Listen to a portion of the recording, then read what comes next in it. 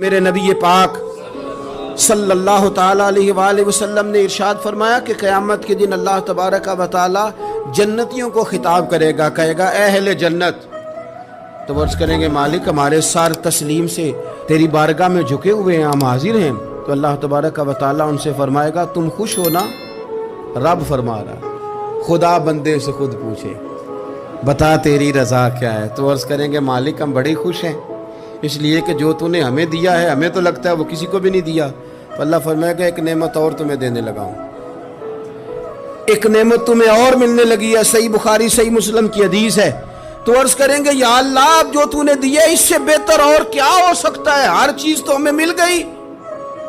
तो रब फरमाते हैं अब मैं ना तुम्हें अपनी रजा देने लगा हूं, अब मैं कभी तुमसे नाराज नहीं होऊंगा।